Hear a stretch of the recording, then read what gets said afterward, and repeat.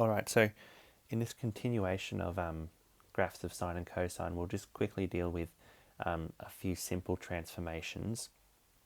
We won't deal with horizontal and vertical translation, sorry, but I've put them on there.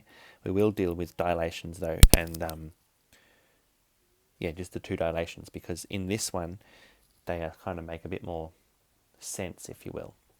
So this a value at the front here is the same in both, and I've put this example because that's the one we already know.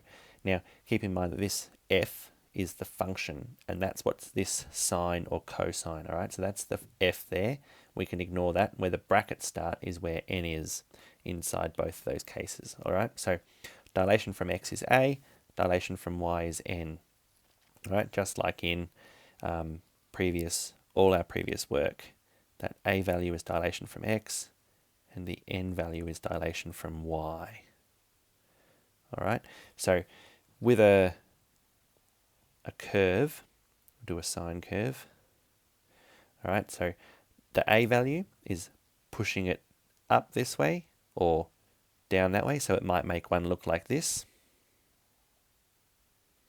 or it could flatten it out like that. Okay, so that's dilation from x, that's an a value. Notice that that also changes the amplitude, okay, because it stretches it up or down, so that the a value changes the amplitude. All right, so the a value is also the amplitude in this case. All right, the other one, the n value, which we know is dilation from y, here is the normal sine curve. So dilation from y might push it. All right, remember, they can have similar effects, so it might push it like this.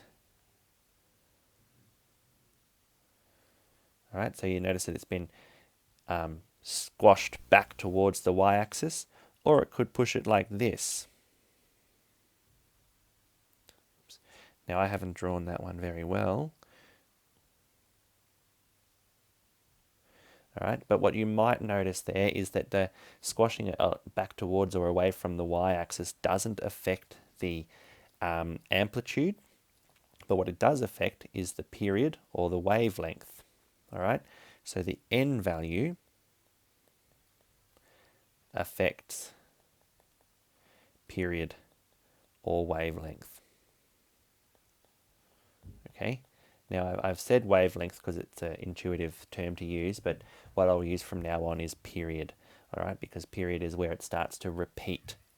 Okay, so they're little, without going further into it, the little formula that you want to use to calculate the wavelength is 2 pi on n.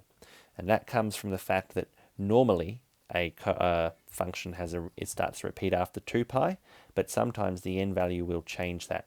All right, and you might remember from our transformations using matrices that the n value inside the bracket has to be used as a reciprocal. That's why it's on the bottom there.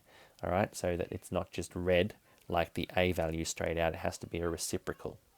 All right, so those two transformations, a and n, affect the amplitude and the period.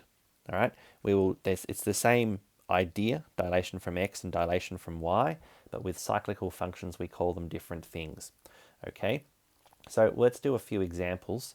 We'll have a look at the terminology and how the questions are asked. So it might say something like this. Here's a function, 2 sine 3t. All right, and it says to what's the amplitude and the period. All right, so we know that the amplitude is the a value at the front, so a equals 2, and the period is 2 pi on n, which in this case is 2 pi on 3. So that means that every 2 pi on 3, the function will start to repeat.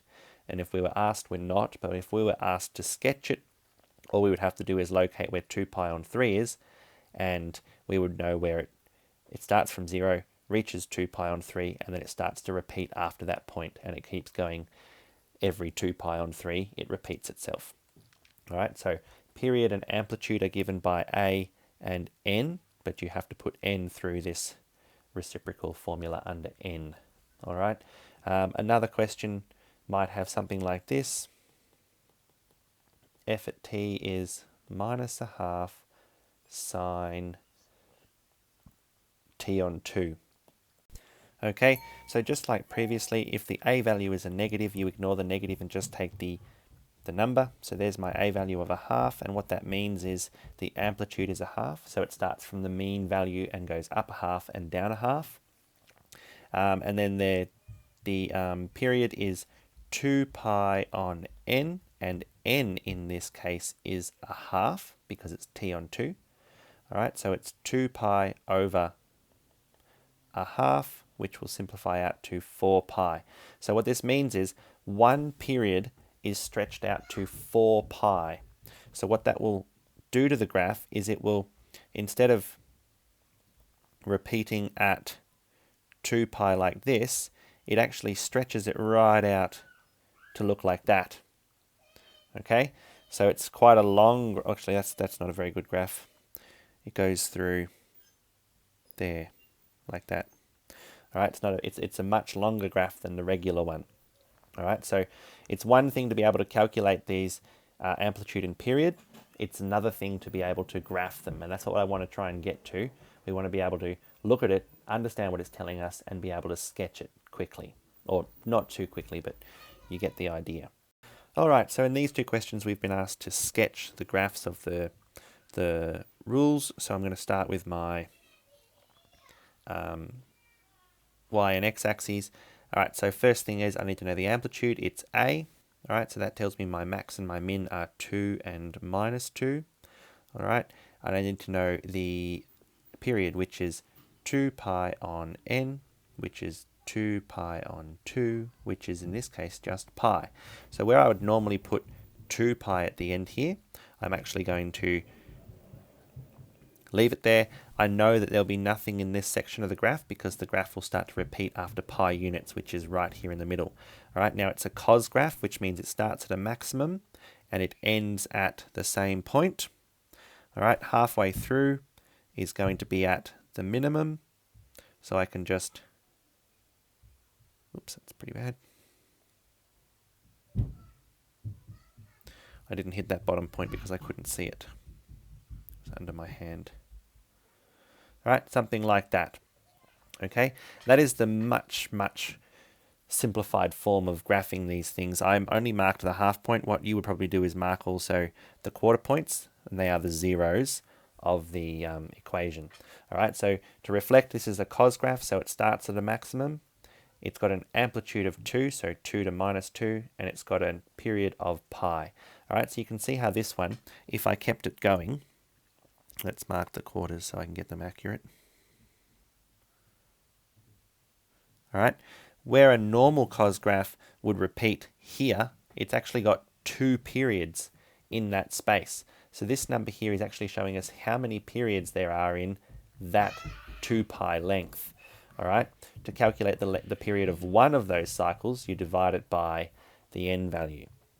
All right, the next one is a sine graph. It has an amplitude of a half and it has a n value of a half also. So 2 pi on a half is 4 pi.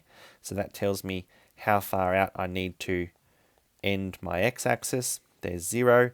All right, and I need to go up to a half and down to minus a half. Notice that I'm not actually, like, I'm drawing the same size y-axis every time, and I'm just marking it differently. So that's okay, but if you're asked to draw multiple graphs on the same axis, then you'll have to extend your y-axis out so you can see the difference between the different graphs. All right, if that makes sense. So I'm going to mark the points now. I've got, it's a sine graph, so it starts at 0 and it's going to end at 0. Halfway is 2 pi. That's important on a sine function because it's going to be another 0. Halfway between those is going to be the max and the min. So it's going to start by going up. Terrible meeting there. Back down to the max, to the min, sorry, and back up. All right, so notice that it looks different to a normal sine function in that it's been stretched out along the x-axis. All right, so that's what this n value has done. It's stretched it away from the y-axis. Notice that I've only drawn one period because the 4 pi showed us how long one period was, all right, or one wavelength. Okay. All right, so this is another example of a question. You'll see it's got a function, it's got a domain specified. You might notice that it's 0 to 2, which is kind of weird on a radian scale because we like to see angles that have pi's in them. So your clue to understanding that is to look then at the dilation factor from the y-axis and notice that it's a pi. So seeing a pi in there helps to ease our mind because we need to evaluate the period, which is 2 pi on pi, which is 2. So now we understand that the end of the domain they gave us was the end of one cycle, which is good. The amplitude is 3, so that means that the max is 3 and the min is minus 3. It's a sine function, so it begins at a 0 and ends at a 0, like so. I'll call this 2. There's 1. There's a half. And there's 3/4. That's not right. 1.5. 1.5. There we go. All right, now, given that it's a sine function, we're going to start here. We're going to reach the max at a half. We're going to go back through 0.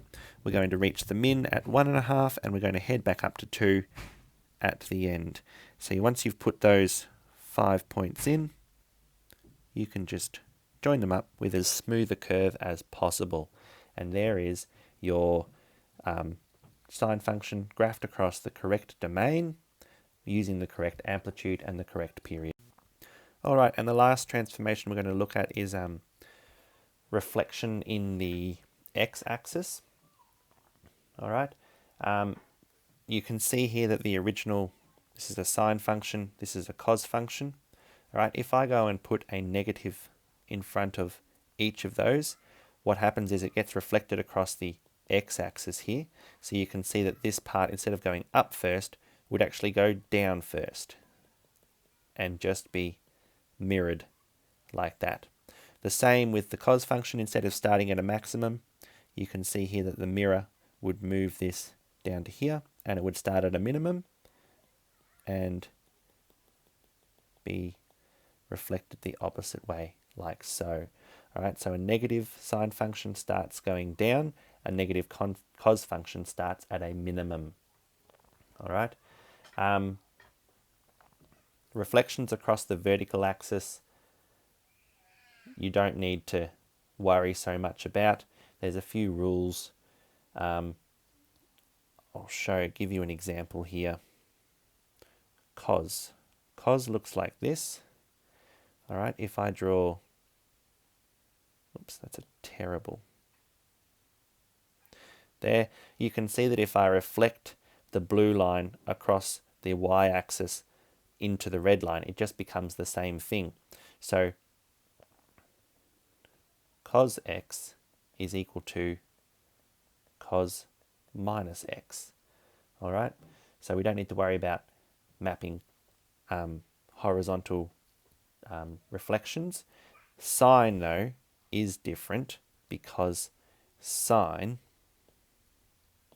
starts at 0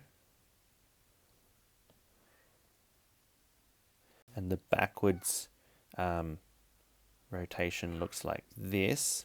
All right, now if I reflect it around this point here, you can see that the blue one will end up looking like this and the red one will end up looking like this. And you notice that that is just the negative sine x curve from above. So sine with the negative x is the same as the negative sine x. So these periodic functions have fewer parts to remember because there's lots of overlap between them. All right, and it becomes even more when we can shift them sideways and up and down. They can actually transform onto each other.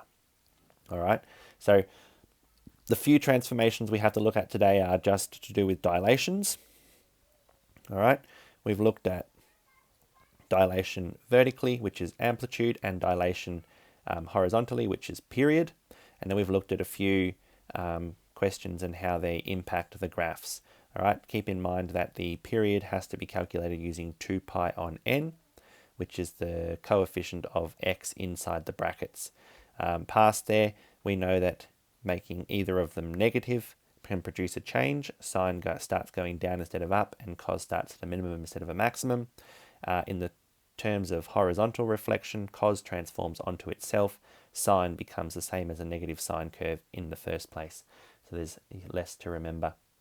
All right, so the few things you need to remember are period, amplitude, and the reflections.